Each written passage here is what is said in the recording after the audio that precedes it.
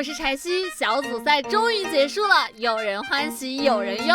好在 LPL 的结果总体来说还算不错。本期视频就来带大家看看小组赛都发生了哪些好玩的事儿吧！冲冲冲！好签！先来说说 A 组的小狮子吧，苏宁首战就碰上了G2，我感觉苏宁这场有点奇怪。你说他们打的菜吧，双龙会领换5，我是真没见过。你说他们打得好吧，几次大失误送掉了比赛，感觉还是太年轻了，缺乏大赛经验。但首富在第一轮打的是真不错，骚粉教练掏出了自己的招牌盲僧，搞起了科目2考试世界赛考场，打出了2分50秒的好成绩。后2场选出豹女，回到了家乡的雨林，当着3个人的面抢了先锋，还把打野给宰了。10个豹女9个带，还有1个打比赛。骚粉，你们越南人是没有自己的野区吗？ A 组第2轮的舞台完全属于苏宁年轻的3C 了，尤其是阿斌，1天之内先用刀妹打穿了 MCX 的上单，各种单杀1v2秀到飞起，紧接着用独门理解全能10卡米尔踢爆了G2全队，23分钟光速推平了基地。最后一场和G2的加赛可就有意思了。本来前期黑天使的阿卡丽给小帽都干崩了，经济巨大领先，然后苏宁经典犯病，被G2成功拖到了后期双 C 成型，还给对方拿到了火龙魂。就在这个时候，阿斌绕后 TP， 一套连招瞬秒了G2双子星。我操逼！我的原子弹回来了！这个筒子也瞬秒了弹幕。一帮刷就这的集体给阿斌道歉，地火 S10限定款，1天喜提3个热搜，少年阿斌的成绩非常理想，保送清华，今天房东全家都归你。我这个 TP 也太猛了吧！帅他，运气好，运气好。有人说我们这种确实推不了，我不送那几我感觉也推不了，是吧？那先不送了。这场幻风的发挥也很出色，寒冰大招100发100中，最后一波没他那一剑呢，其实也不好赢。最搞笑的还是首富，阿斌把人秒了以后，队友都在追人，他忙里偷钱，还不忘吃个蛤蟆。虽然最终我们拿到了小组第1的成绩，但最后一场也确实暴露出了很多问题，希望他们能戒骄戒躁，好好准备后面的淘汰赛。苏宁这次想他妈世界赛走得远一点，这上单必须得改变一下自己冲动的性格。你现在打这个队，你他妈去打个 DRX， 去打个 DWG， 你这么玩，分分钟游戏结束。赛后又到了我最喜欢的全世界阴阳怪气G2环节 ，LEC 的解说又破防了。LPL， How old are you? So much pain. Oh, that all of Europe felt that gangplank. Yes. Farrell, it was just boom, and then Yamato and I were really excited because we were like 140 stacks. This is Started it. really Take tanking, a turn. and there was just boom, and then Boom! and All then, your hopes and dreams, LEC.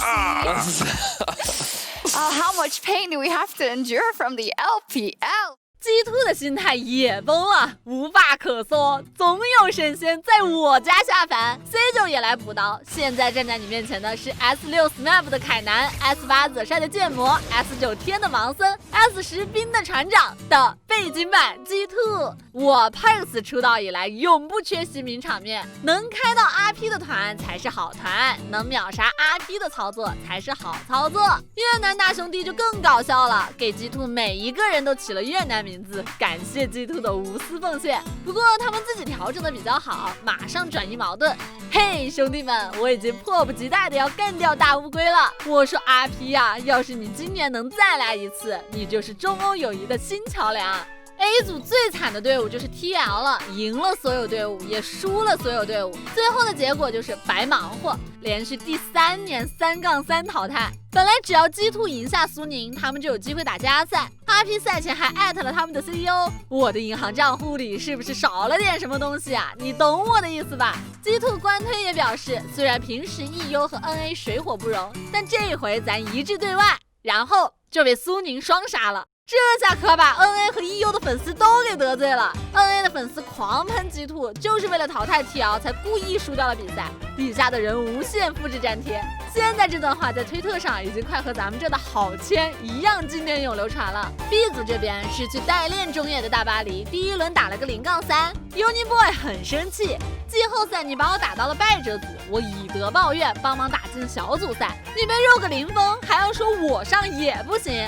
空月更是直接发了微博：家人们，我和 HQ 解约了，有找我代练的战队请联系我。第二轮的 PSG 在确认无法出现的情况下触底反弹，击败了京东和 Rogue， 他们的下路双人组打了3次世界赛，这是第1场小组赛胜利，也是真的不容易。Rogue 最后反倒成为了 B 组的倒数第1，他们的中单第2轮自信地说：我们来这儿的目的可不是小组赛。是的，我看出来了，你是来表演贴膜流发条的。香炉圣杯大天使，这就是欧洲3件套吗？我建议滑着走。京东的表现也是真的迷，输给了1场没赢的大巴黎，赢下了连续16场不败的大乌龟。可惜最后赢了比赛，输了名次，排名小组第2出现。赛后几位队员都在微博上道歉，不管最终的结果是什么，都是咱们 LPL 赛区的队伍，希望大家可以多一些理解和宽容吧。大乌龟最终以5-1的成绩小组第1出现，牛宝也很刻苦，比赛前1天就开始研究对手了，看了一整晚公爵的 OB， 结果没想到全场最秀的是双方的教练。最后一场的小组赛，在基地爆炸前，堪用表演了一波极限操作，给我人都看傻了。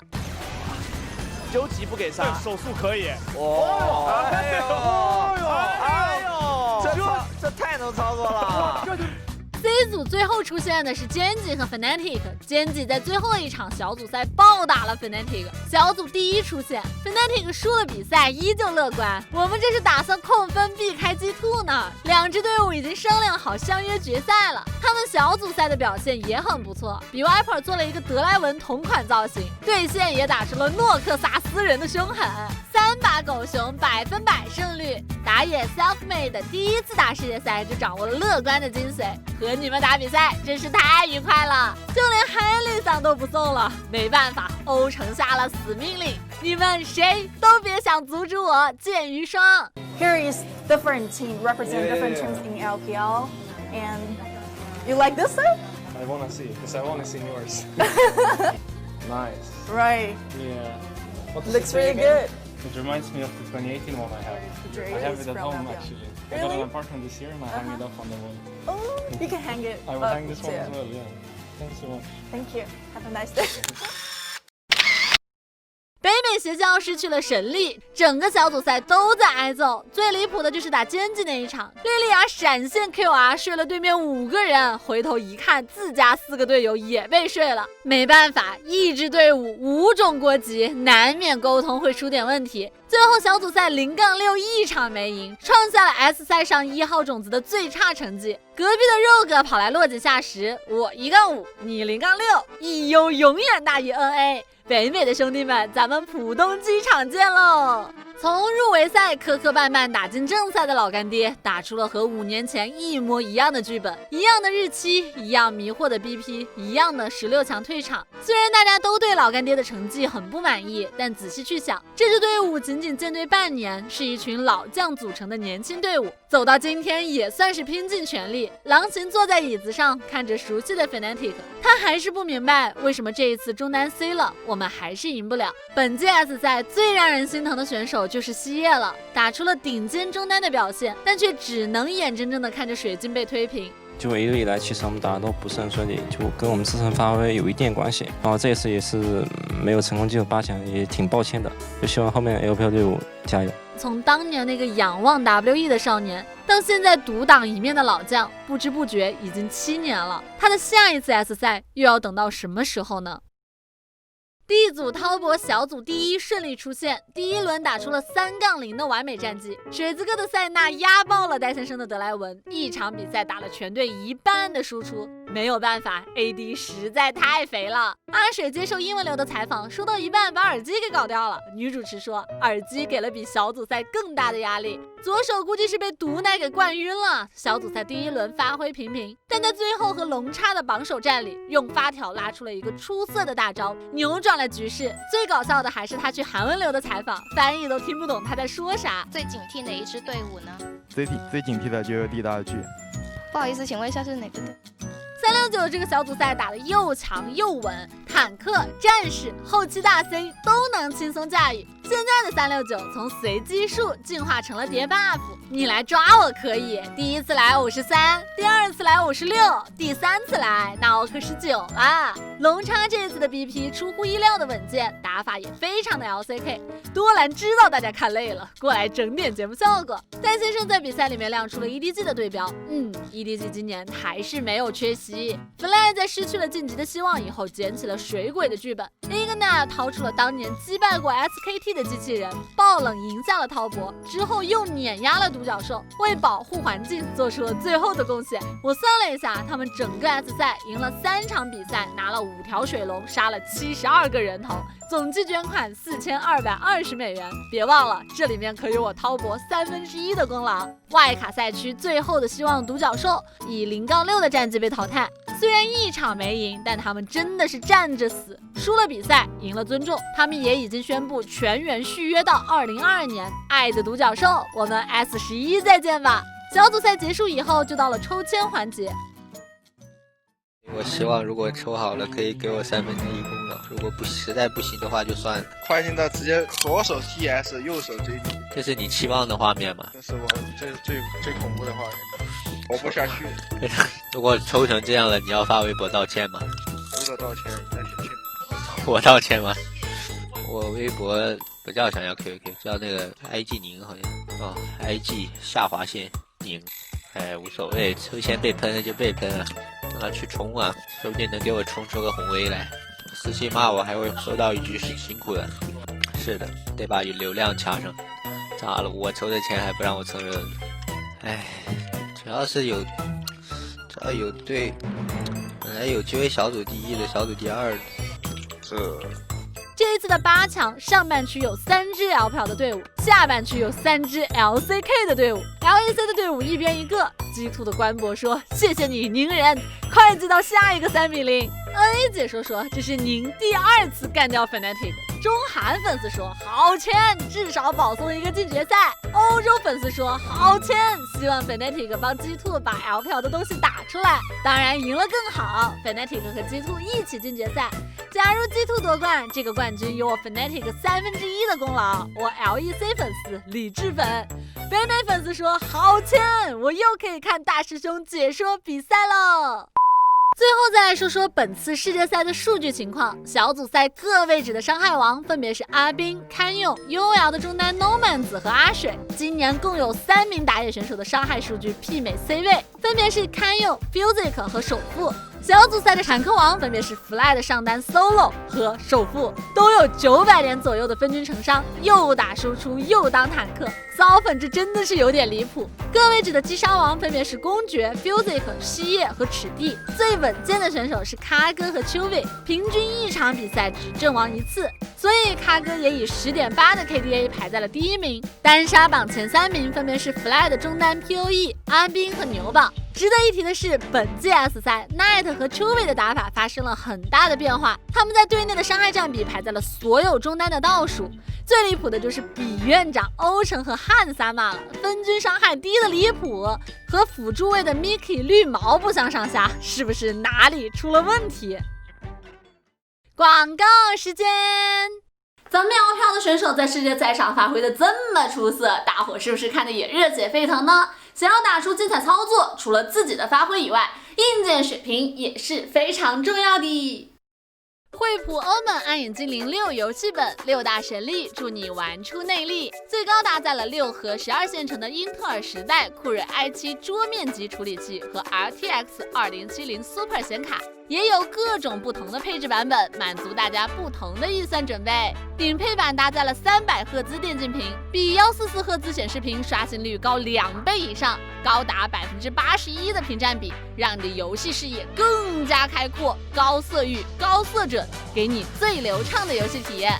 全新简约设计，外加轻薄机身，整体机身厚度减少了11%，加强大的双风扇、4热管和红外测温，智能调控的酷凉风棒散热技术，让6神本不再被发热所困扰，便携游戏两不误。除了原本就非常全面的接口以外，6神本同时还拥有3个视频输出口，而且机器附带的接口都在两侧，使用起来更加方便。还有单手开屏、180度开合等人性化设计，给你最舒适的使用体验。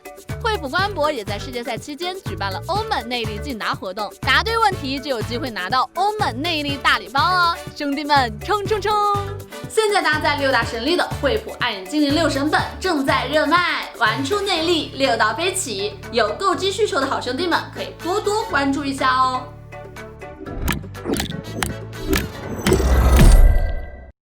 迷惑行为。在小组赛开赛前，G2全队解除了隔离，一起去海底捞给阿 P 过生日。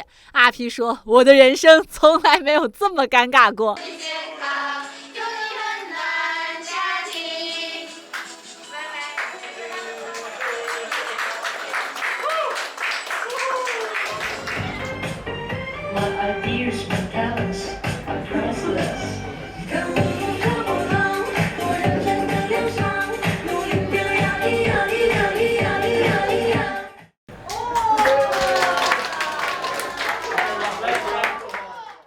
本次世界赛自然有很多选手解说给我们做复盘分析，很喜欢邪剑大人的一句话：你凭什么到这里来啊，少尔芬？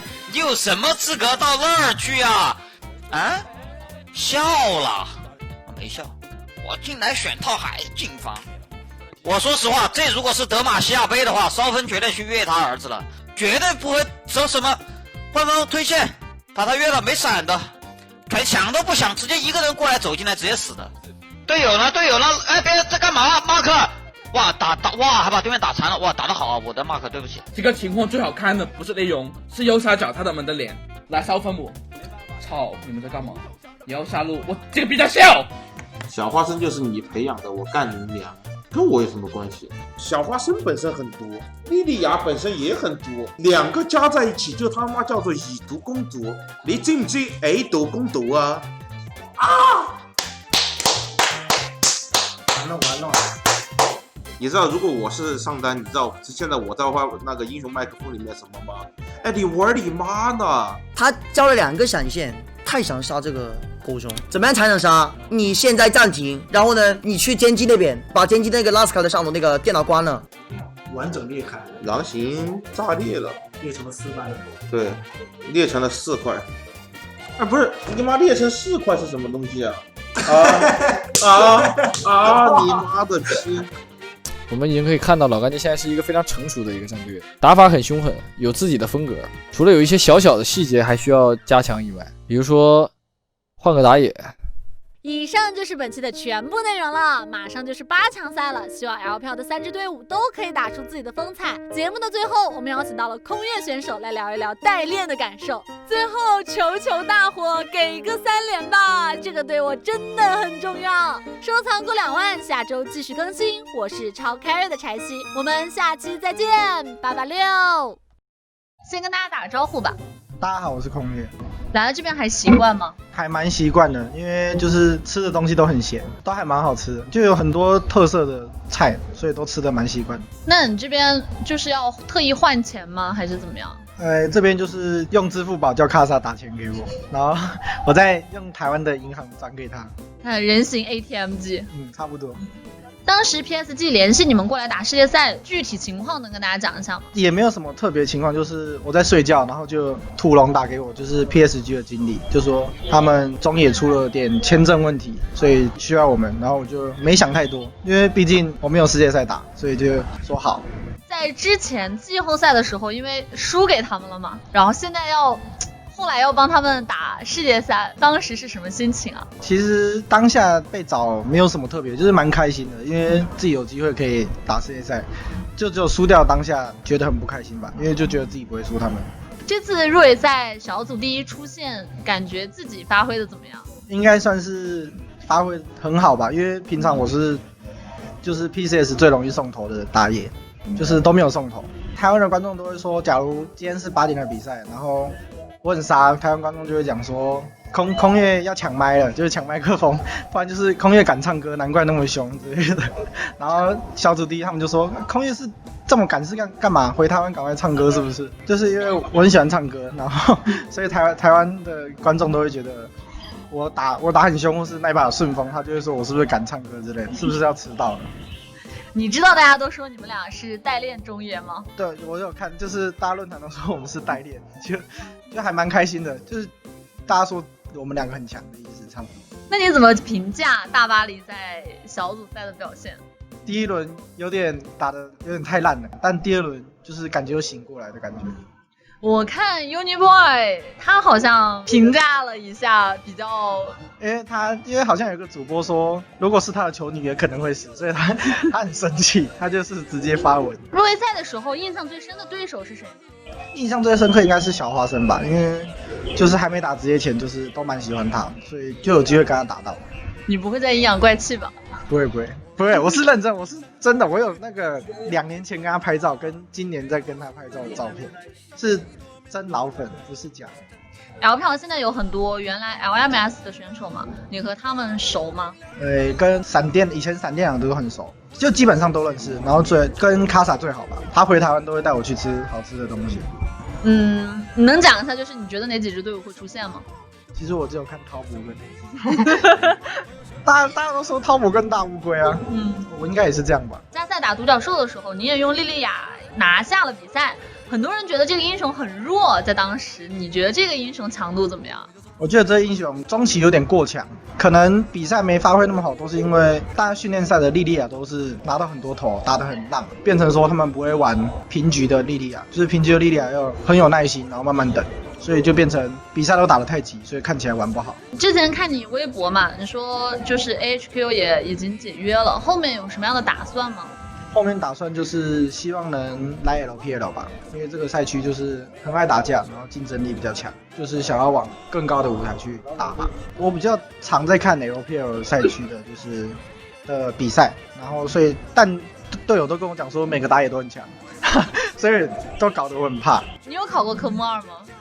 你说刷野的那个吗？对，有考过，最快就是比烧费慢2秒。